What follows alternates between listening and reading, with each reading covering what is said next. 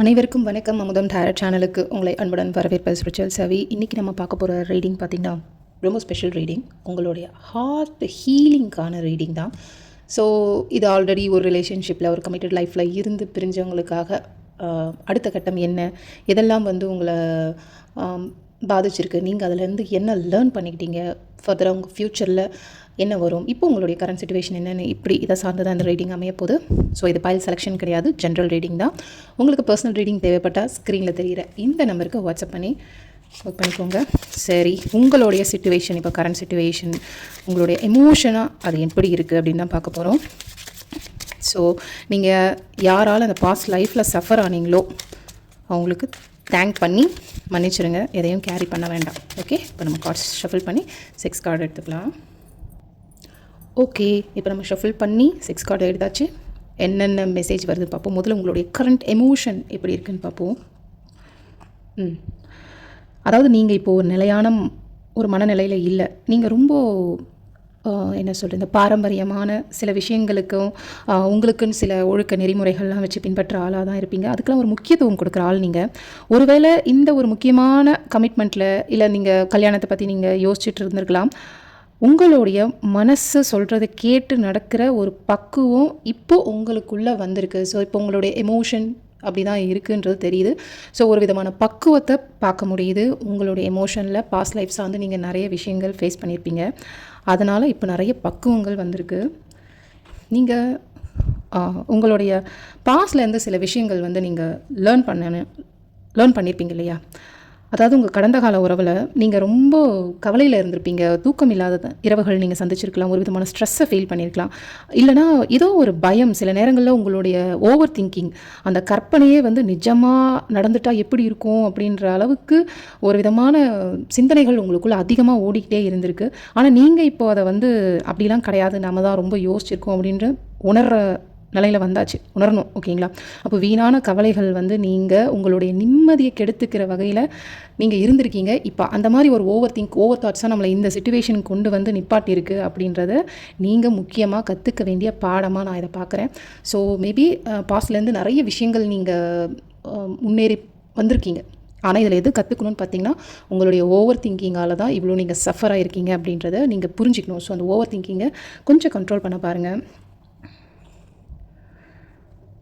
உங்களுக்கு ஒரு மிகப்பெரிய ஸ்ட்ரென்த் இருக்குது அப்படின்னு பார்த்தீங்கன்னா, உங்களுடைய அந்த இமேஜினேஷன் தான், கற்பனை திறன் சொல்லுவாங்க இல்லையா? ஸோ உங்களுக்கு முன்னாடி எவ்வளோ விஷயங்கள் இருந்தாலும், எவ்வளோ ஒரு வாய்ப்புகள்லாம் இருந்தாலும், எது உங்களுக்கு பெஸ்ட்டு, எது உங்களால் கரெக்டாக சூஸ் பண்ணால் உங்கள் லைஃப்பில் மூவ் பண்ணி போக முடியும், எது நிஜம், எது பொய், எது மாயன்றது கரெக்டாக நீங்கள் பிரித்து பார்ப்பீங்க. உங்களுக்கான சரியான விஷயத்தை தேர்ந்தெடுக்கிறதுக்கு உங்களுடைய இன்ட்யூஷன் உங்களுக்குள்ளே ரொம்ப ஆழமாக மறைஞ்சிருக்கு. மேபி அதுதான் உங்களை இந்த ஹார்ட் ஹீலிங்க்கு கொண்டு வருது அப்படின்றதையும் இங்கே இருக்கிற கார்ட்ஸ் மூலியமாக அதை பார்க்க முடியுது.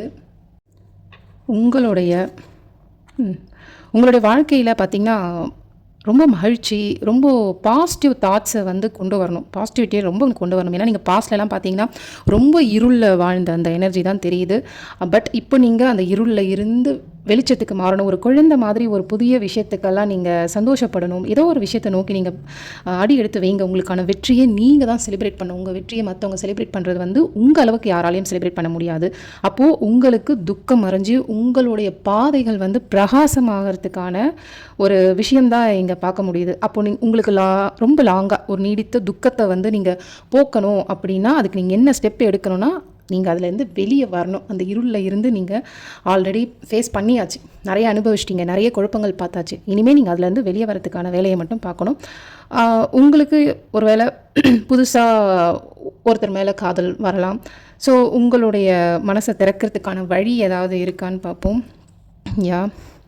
ஸோ உங்கள் வாழ்க்கையில் இப்போது இந்த சந்தர்ப்பங்கள் எப்படி பார்க்கணுன்னா, ஒரு மறுபிறவி மாதிரி நீங்கள் பார்க்கணும். மறுபிறப்பு நீங்கள் எடுத்திருக்கீங்க, அதுக்கான காலம். ஏன்னா பழைய கசப்பான நினைவுகளில் இருந்து உங்களை நீங்கள் விடுவிச்சுக்கணும். உங்களுடைய கடந்த கால சில விஷயங்கள், ஆக்ஷன்கள்லாம் பார்த்திங்கன்னா நீங்கள் சரி செஞ்சுக்கிட்டு அதில் இருந்து என்ன நீங்கள் கற்றுக்கணும், அதில் இருந்து நீங்கள் என்ன ஒரு விழிப்புணர்வு மாதிரி உங்களுக்குள்ளே அந்த அவேர்னஸ் கிடச்சிருக்கு.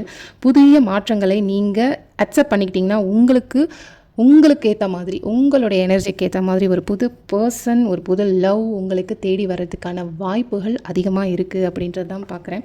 ஸோ உங்களுடைய எதிர்காலத்துக்கு காதல் சாத்தியமா அப்படின்னு பார்க்கும்போது உங்களுடைய எதிர்காலத்துக்கு உங்களுக்கான ஒரு நிலையான ரொம்ப நம்பிக்கையான உறவு ஒன்று அமையும். அதில் எந்த மாற்று கருத்தும் கிடையாது. ஏன்னா ஸ்லோவானாலும் ஃப்யூச்சரில் ரொம்ப ஸ்டெபிலிட்டியாக ரொம்ப ஸ்ட்ராங்காக நிற்கக்கூடிய காதலாக தான் அது அமையும். ஏன்னா அந்த அடித்தளம் ஓகேங்களா, அது வந்து உங்களுடைய காதலில் மென்மையாக ரொம்ப ஸ்ட்ராங்காக வளர்ந்துக்கிட்டே வரும்.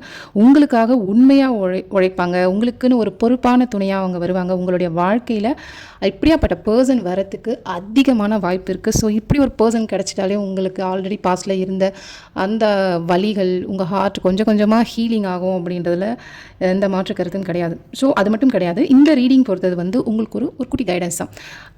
இல்லை இன்னும் உங்களால் இந்த பாஸ்ட்லேருந்து வெளியே வர முடியல அப்படின்னா நீங்கள் வந்து ஒரு கவுன்சிலிங் பாருங்கள். அது ரொம்ப ரொம்ப நல்லது. வெளியே போங்க, வெளியே போய் கொஞ்சம் உங்கள் ஃப்ரெண்ட்ஸோடு அப்படியே சர்க்கிள்லாம் என்ஜாய் பண்ணுங்கள். வீட்டுக்குள்ளேயே அப்படியே தனிமையாக இருக்காதீங்க, உங்களை தனிமைப்படுத்திக்காதீங்க. ஸோ என் சைடில் இருந்து உங்களுக்கு ஒரு குட்டி அட்வைஸானால் நான் இதுதான் சொல்ல முடியும்.